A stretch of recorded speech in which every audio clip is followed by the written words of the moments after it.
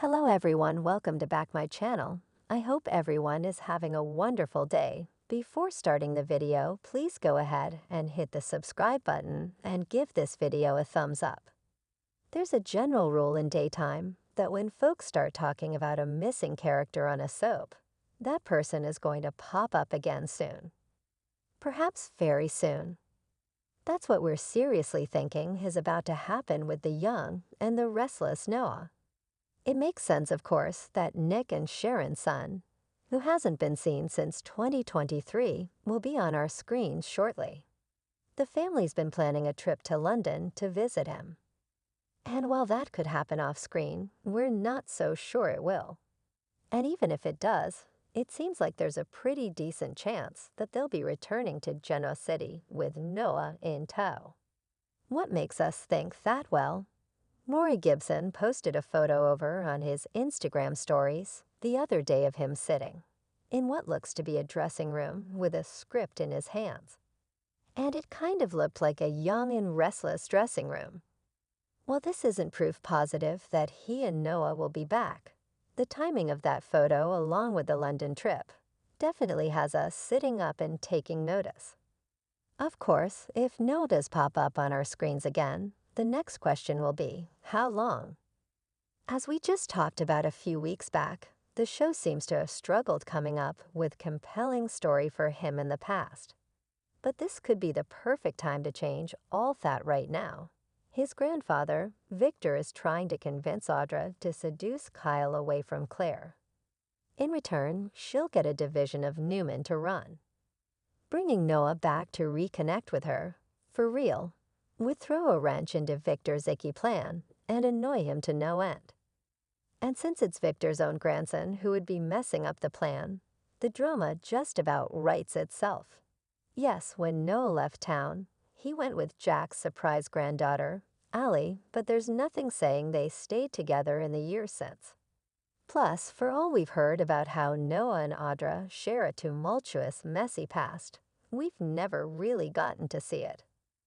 So bringing their past into the present could give us that chance to find out just how hot and heavy they can get. In the sprawling world of the young and the restless, whispers are never just whispers. They're seeds planted in the fertile soil of Genoa City drama. Soap fans know better than to overlook a throwaway name drop, a nostalgic memory, or a seemingly casual conversation between characters. And lately, the airwaves have been buzzing with something more than static. If you've been paying attention, you might have heard a certain name being floated more than once, a name that hasn't been uttered much in recent years.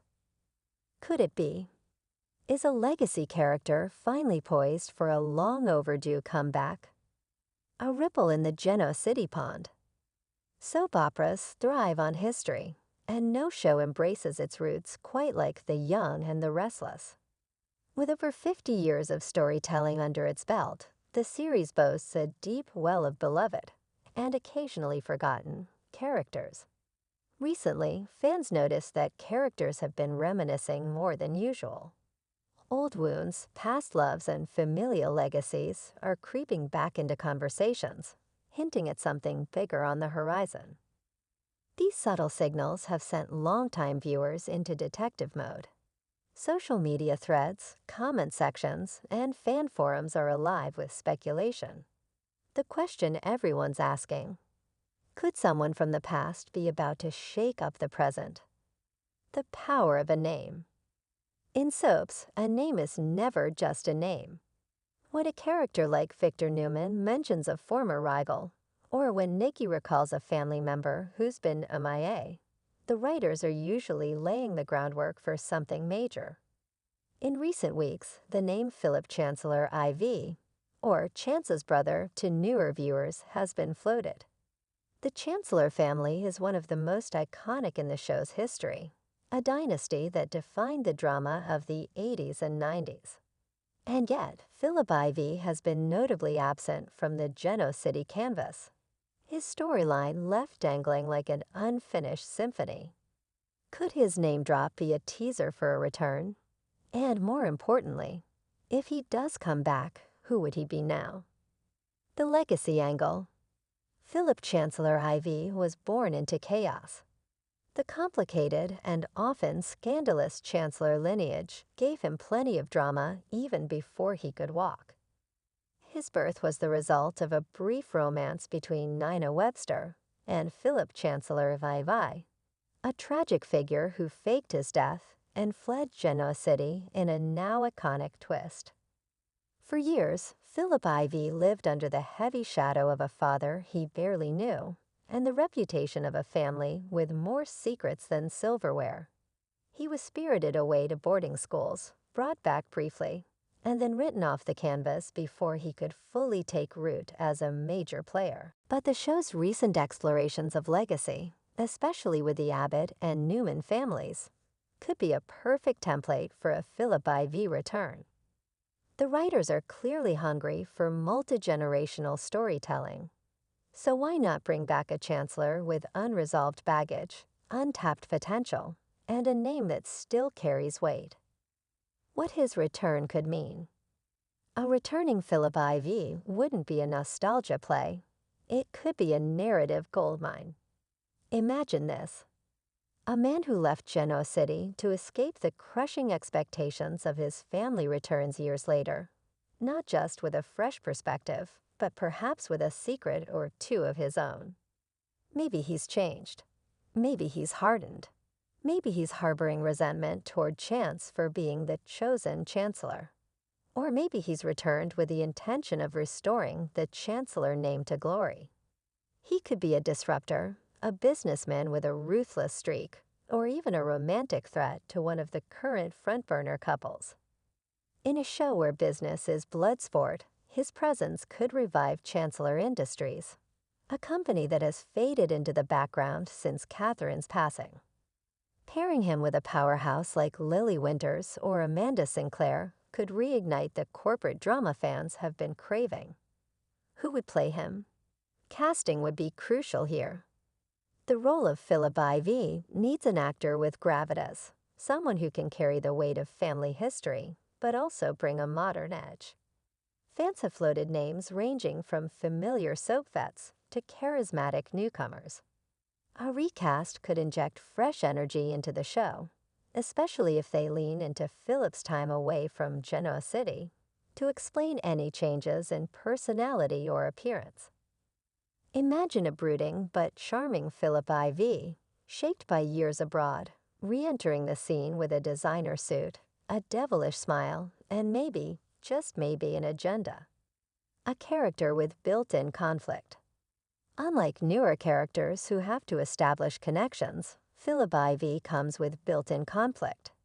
His mother, Nina, has recently made brief appearances, and her complicated relationships with people like Christine and Paul could be reignited through her son's return.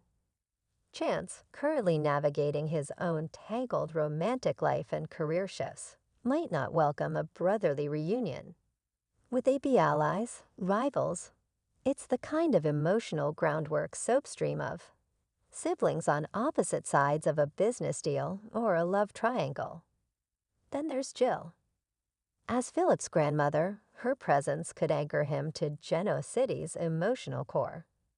Watching her attempt to mediate between her grandsons while trying to control the fate of the Chancellor name could create high-stakes tension and drama.